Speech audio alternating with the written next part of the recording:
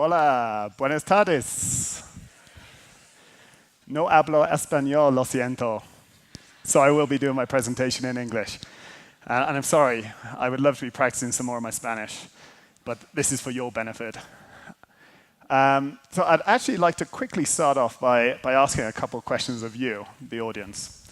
So can I first ask, by a raise of your hand, who has heard of Munich Re? Okay, half, I'm surprised. I thought maybe some more. The other half, maybe wake up. So now, out of those, or maybe include everybody, who has heard of digital partners? Okay, nice. So I can tell you anything. I'm Richard James. I'm the Partner Engagement Manager for Digital Partners in Europe. Digital Partners is the biggest solely dedicated Insurtech team globally from the insurance industry. And my role within the team is to do the scouting, the vetting, and the prioritization of the startups for the team. Now, I'd firstly like to thank actually the organizers for putting on such a great show, and it's an honor to be on this stage presenting in front of you with the other presenters, because they've been fantastic. But without further ado, let's kick on. So what I'm going to talk to you about today is a bit about the digital generation, which we've heard quite a lot of already throughout the presentations.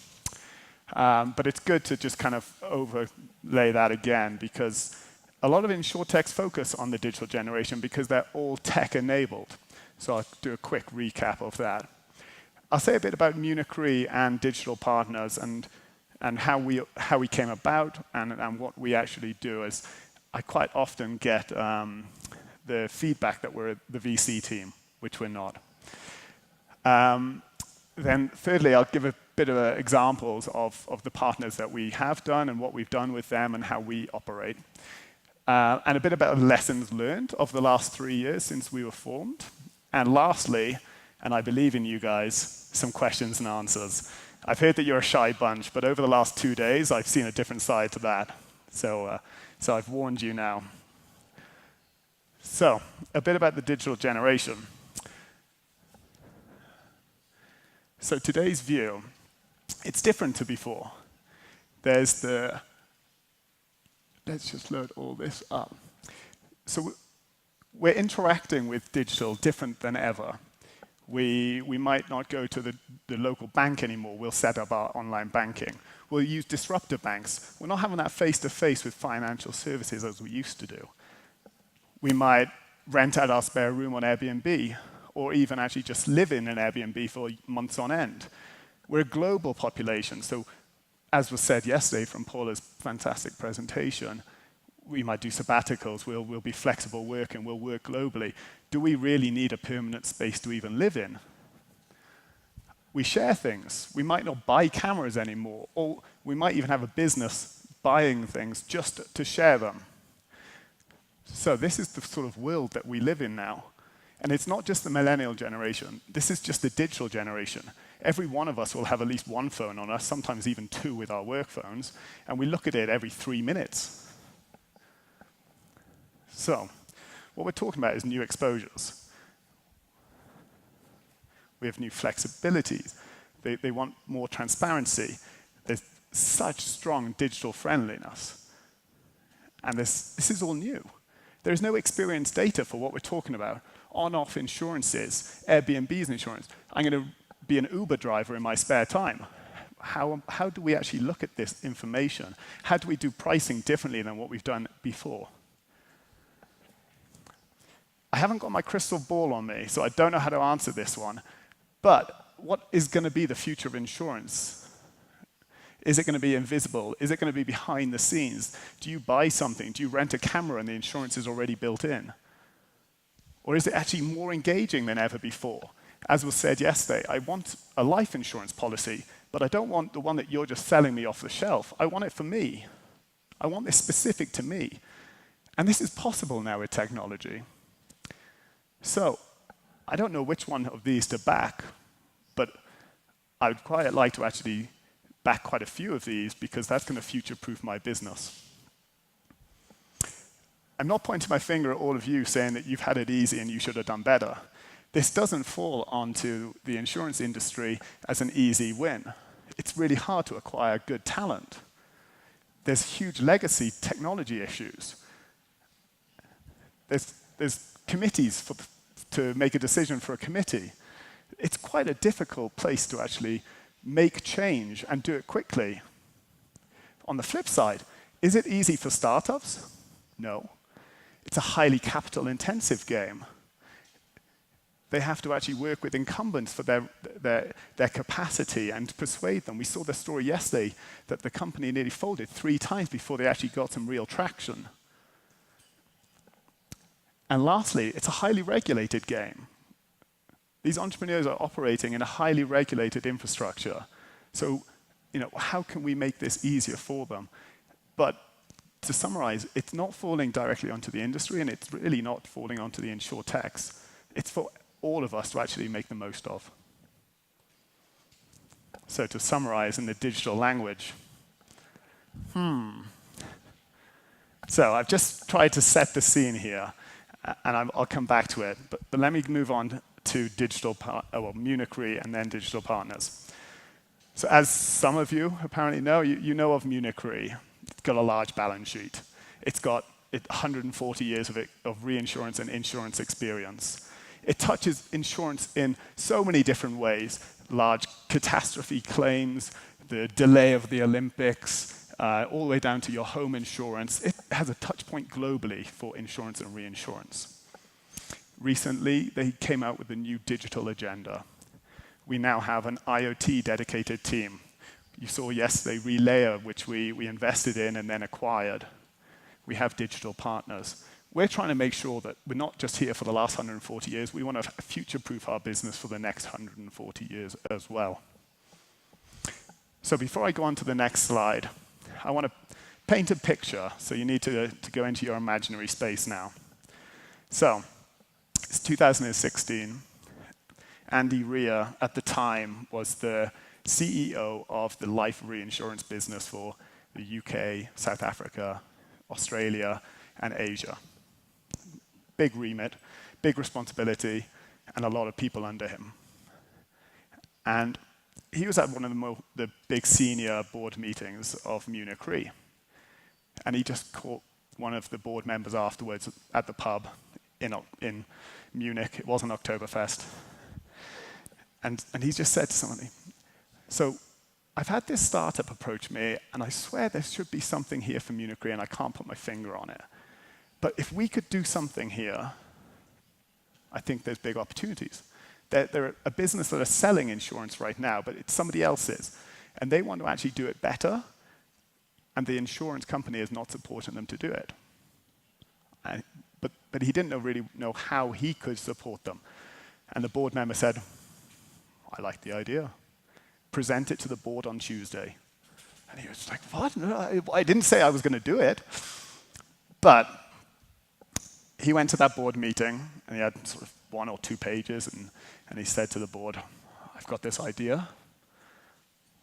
I don't really know what the answers are to the questions.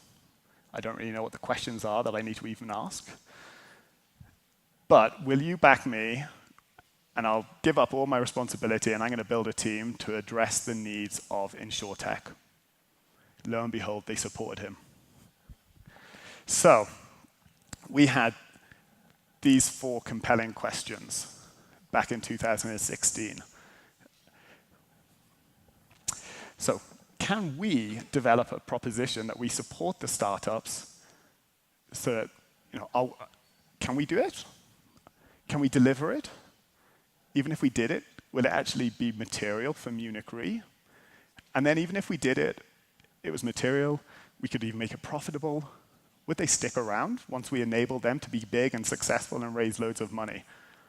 Well, I still don't think that we've answered all these questions even today, 3 years later. But I certainly think that we're no longer an experiment, and I'll be proving that in a little bit.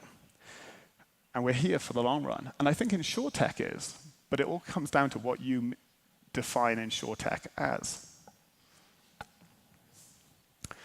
So if I was to ask the room here, if we broke down what we did, all of us in the industry, so what is insurance if we were to split it to its core modules? Do you think you could come up with it if I gave you an hour? Well, we haven't got an hour. So I'll quickly go through it.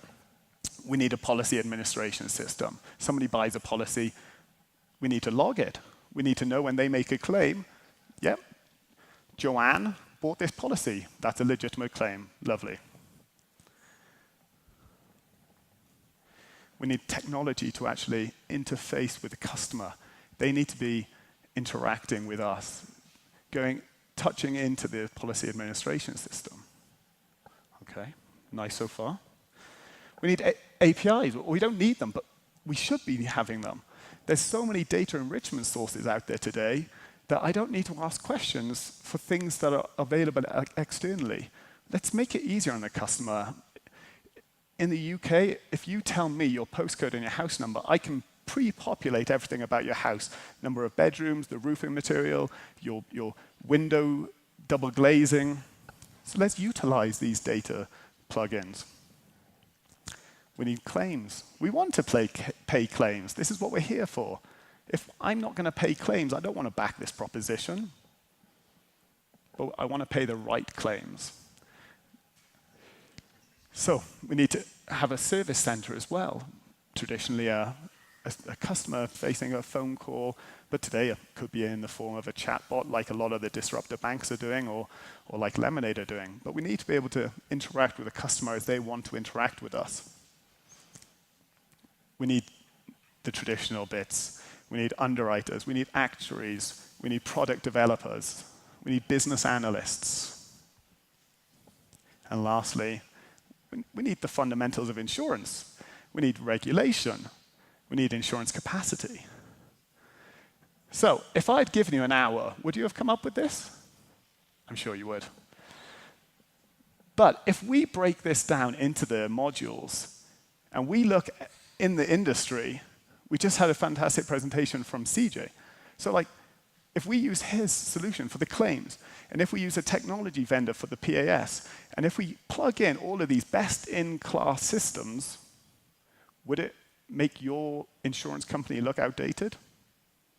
And really, all you've done is utilize very accessible vendors. Okay, so this isn't just Insurtech. This is insurance. This is what we all need to be utilizing to have a future. So, how does digital partners fit into this equation? And this is the question that we found ourselves scratching our heads with 3 years ago. So, a lot of the time we're said, well, you're the VC team. No. We are an underwriting unit. We work with the startups and we enable their proposition utilizing Munich Re's gigantic balance sheet and their approach to innovating. We have great team here so that we actually know how to do this in a sensible manner. But we have been given the remit to experiment. We're okay with making a loss in year one. We're a partnership. Let's get an MVP out there, just like Uber did, as we got their example yesterday. Let's launch something. Let's see how people use it. Okay, we're not going to hit it a home run on the first try, but let's reiterate, let's experiment, and let's improve as we go along. And we have that approach globally across any line of business. And it's incredible that we've got this backing from Munich Re to do so. So we have insurance capacity. Next up, we have a fantastic team. We're about 80 strong now, but I was looking at my Slack just yesterday since I've been here, and we welcomed 3 new staff to our team just yesterday. We're growing. We'll be 100 people in like 2 months' time.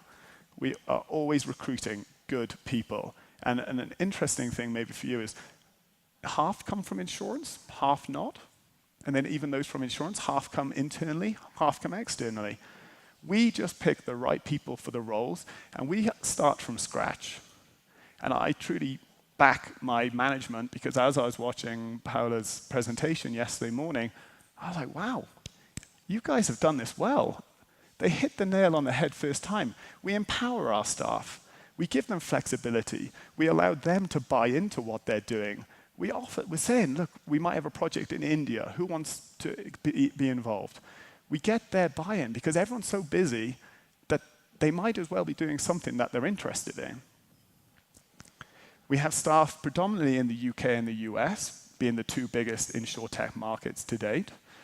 And we have approximately 35 people in each. And there we have a mirrored team of each other. We have underwriters, we have actuaries, we've got business analysts, we've got project managers. We have a tech team within our core team. We have tech. And then that's mirrored in the US. And then we've got a few people in Munich, we've got a few people in Australia, Singapore, India, more explorative regions. Thirdly, we have assistance with regulation. So in the UK, we are regulated as an MGA so that we can take more of the regulation burden from our partners and onboard in a more simplified manner. In the US, we used to use external fronters all the time. So we identified this as a pain point, so we've actually acquired 2 damaged insurance carriers that we're going to fix up and utilize ourselves, digitalize them.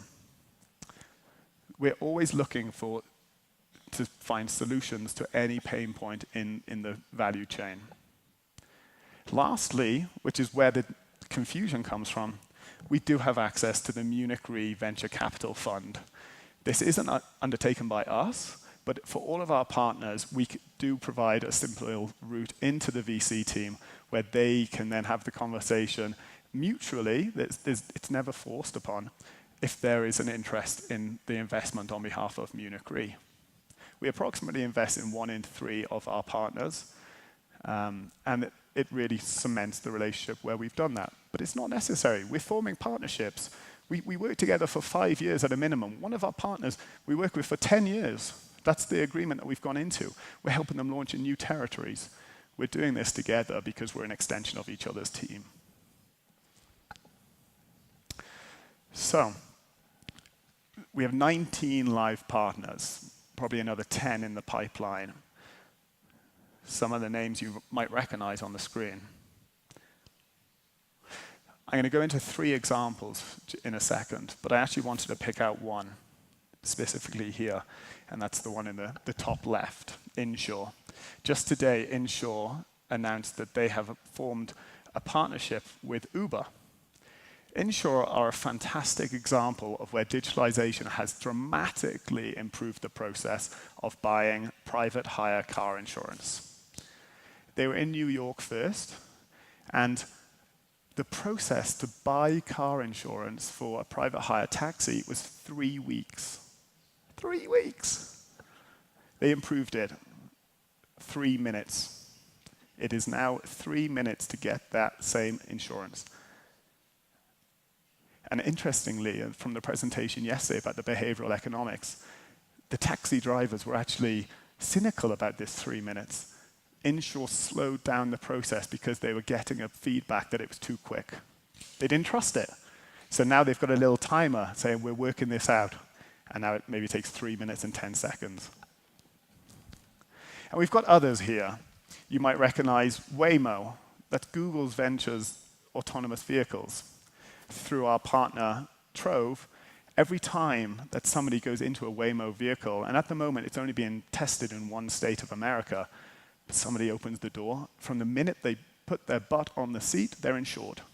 They don't opt for it. It happens automatically from point A through to point B, and they get out.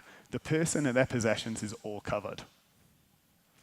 BMW you'll see as well on there, and I don't just want to focus on the big brands, but this will resonate a little bit with how you can actually implement it here, I think. BMW in the UK, every time that you bought a BMW, you always used to be able to purchase a car insurance with it as well. You get 7-day drive-away insurance for free. And this used to be done by an incumbent beforehand. Now, Risk, that's the WRISK, are now their insurance provider, utilizing our capacity, our arrangement. Risk digitalized that process, linked in with BMW's technology. Why are we re-asking that person their name? They just told us their name. They just bought a car. We know their age. We know everything about them. We know where they live. Let's not ask questions that we already know the answers to. Risk now have a better take-up rate for that 7-day drive-away insurance. And within that week, they try and upsell for the full annual policy. They get a better conversion rate for that as well. It's fantastic. This is technology at its simplest. But we should be doing this. So where we are now, as I was saying before, predominantly UK and US, they're the darker blues. We do have a partner or 2 partners in continental Europe, and soon to be 1 live in Australia, and a few more in the pipeline in the explorative regions. But this is the layout at the moment. You'll notice nothing highlighted in Latin America. Let's change that. Let's find things to do here. So before I move on to the next slide, at least I think it's my next slide, a lot of the times you'll hear people talking about how much they've raised or what they've been doing.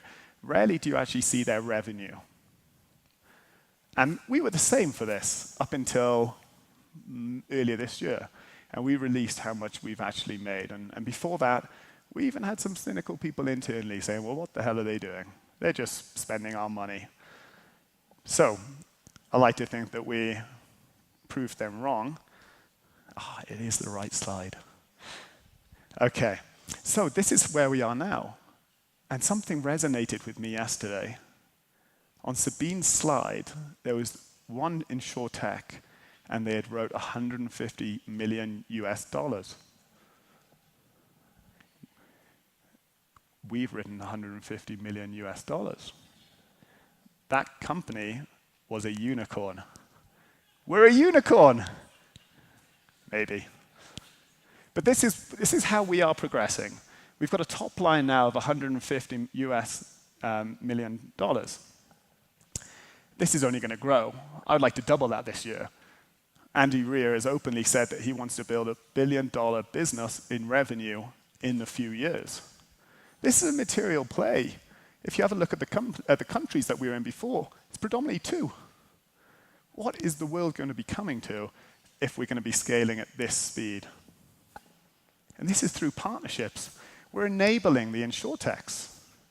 I like to think that they're coming up with all the fun, the interesting, the vision. We're doing the boring insurance bit behind the scenes. So, some partner examples. Does anybody know of Bought by Many in the UK? No? 1 or 2? So Bought by Many is a pet insurer. They were already operating as a broker, and they were the actual kind of catalyst for digital partners. It was Stephen Mendel, the CEO, who was talking to Andy Rear at the start when it gave Andy that light bulb moment. Bought by Many does dog and cat insurance. Nice, simple product. It's been in the UK for years. Now, what they're doing is utilizing social media better than anyone. It's ticking that digital box. It's not just advertising on Facebook. It's not just gaining some brand awareness. What they're doing is forming communities. Pet owners love their pets. Have you noticed? They want to talk about their pets. They want to compare their pets. They want to go on walks with the similar dog. They form communities so that they actually have discussions about the pets, their needs, and then they introduce insurance. Their insurance is tailored to that breed. And they've got this FIFA rating now. This is independent. And it's 4.7 out of 5. If you Googled your own companies, do you think you have similar rating? I think this is unheard of for insurance. And of course, you're going to get the 1 stars. I want to pay the illegitimate, fraudulent claims, and then people are going to complain. But 5 stars, it's 7,000 5 stars. Another one is Risk.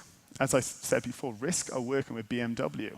Risk also have a direct proposition. They're selling home insurance, but they're showing it with such transparency now that they tell you what score you are. How exposed are you with your risk? Can you improve your risk and see the improvement then in your premium? It's fantastic. It's showing the transparency that is available today. Lastly, of the three partners that I wanted to talk about. We have Trove. Trove are the partner with Waymo, the autonomous vehicles. They also have their own on-off insurance. But Trove have one of the most proficient technology stacks, probably, of our partners. They're offering such flexibility to their customers. And it's truly a great relationship, and they're growing internationally with presence now in Japan, Australia, UK, and US. So with just about 10 minutes to go, what are some of the lessons learned from digital partners across the 3 years? So I wanted to talk about kind of what is my vetting criteria. I go and meet hundreds of startups all the time. How do I differentiate one to the other? And our criteria is very similar to a VC's criteria. So I want to know what the idea is, and I want to know why there is a problem out there. I don't want to make something, create a solution, and then go and find the problem. No, no, no. You're not going to find the problem if you do it that way around. Find the problem, find the people that it's affecting, and build a proposition around that. I quite like niches, because you have a focus. As long as the niche is big enough that it's going to have a big enough addressable market to make it commercially viable for the startup and for us. One of the biggest learnings, and I'm sure all VCs would back this as well, the team is so important. A credible team, knowing what they're doing with experience, is priceless. Distribution. This is something that we never really considered when we first started. But how are they actually going to sell it? And this is us being guilty of being a reinsurer. And so, okay, you build something. There's customers somewhere. How do we put that in front of the customer? They're not going to come looking. B2B to C relationships work well. You look at the sort of BMW relationship. I like to know about how sustainable is this partner. I don't just want easy entrance. I also don't just want to build a copycat insurance product. I want it to stand out in the market. I want it to be unique. I want to be backing something that my team are going to be like, Rich, this is a good idea. Thanks for bringing this in. And lastly, it's more of a challenge maybe for here in Latin America, but also in Europe, less so in the US, but it's hard to raise money for these companies. How are they going to be raising? How much money have they got in their bank right now to see them through to launching? Insurance is not a quick game. We think that we're very, very good at what we do, but it still can take 6 months. We're building from scratch. We're going to come up with a brand new pricing methodology. We're going to have to go through regulatory approval. You need to have some money behind you at the outset to build this, to bring it to launch, but also you need to be able to prove that you're going to raise more money. This together, there is no threshold for each one. Now you pass that barrier. This is all in tandem, and it's fluid.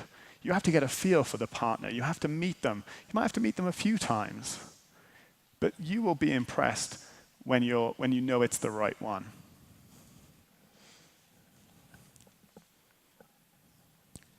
So, going back to the original questions that I posed, so can we build a model that we enable these partners? I think we've proved we can. In 3 years, we've become a unicorn, kind of.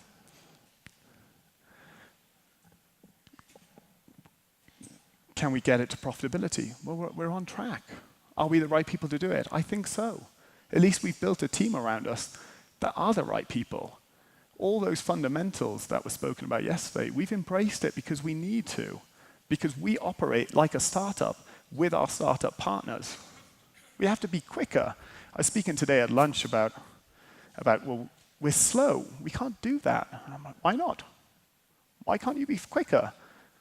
You don't have to use your current technology. There's better technology out there. So, will Insurtech take over the world? Raise of hands. Who thinks it will? A few hands. You are a shy bunch. So, I don't actually agree with this. Or it depends on what you mean by Insurtech, right? Do I think technology will take over the world? The world of insurance, that is? Yes. as Paula said it yesterday as well, if you don't embrace digitalization, it's business suicide. Technology is fundamental for your future of your business. So, is technology in insurance? Yes. Yes, that is going to take over the world. Do I think that's going to be driven by insurers or within the industry? No. We're seeing much better traction and ambition coming from external players. But that doesn't mean it's going to have to continue. Will there be an Uber moment in insurance? Wow. Has there been an Uber moment in transportation? There's Uber, but there's still taxis, there's still airlines. I just recently saw that Uber have got a submarine in the Great Barrier Reef, but is that a problem for Qantas? No. So I don't think there's going to be an Uber moment for insurance either. But we as insurers have the benefit of sitting on lovely legacy books. We've got income coming in for years to come. But is that sustainable forever? Look at Toys R Us, for example. They were made extinct by the dot-com boom. They didn't go extinct overnight. It took years. And they actually have a revenue model where they sell, and then that revenue is complete. This is a longer tail for insurers, but I do believe it's going to come if you don't embrace this. Are today's insurance brands going to disappear? Well, on the back of what I just said, quite possibly. Is this anything new? No. We've always seen insurance brands come and go. Do I think that those that don't embrace technology run the stronger risk? Absolutely. But what I want to make clear, this isn't just insurtechs. This is about insurance. This is about utilizing available sources that are out there. So, we're a highly solution-orientated team. Like I said, I don't want to just make a solution and then go find a problem. I want to co-create. I want to come up with something together. You in the room, you know your customers, you know the demographic, you know the geography here better than I. I want to work with my local team here in Bogota, and I want to work with you guys. Come up with some ideas. This doesn't need to be an insurtech play. And that's what I really want you all to take away from today, is that we have 3 years of experience. We know how to build these propositions. We're seeing that this is more important nowadays to large retailers, to manufacturers, because they care about their customers more than anyone. So are you going to stand a better chance in the future of winning business, of winning partners, winning distribution, if you utilize technology and form partnerships? Yes, absolutely. So, this concludes my presentation. I hope that you found it interesting and insightful. I'd like to take any questions now, if you do have any. And in exchange, I can maybe trade you some Spanish words for the answers. Anyway, so questions? Preguntas para James. Están abiertas en este momento. Levanta la mano la persona que desea hacer cualquier pregunta.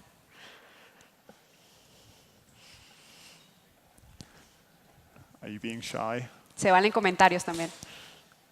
Allá. Be careful what you wish for, hey?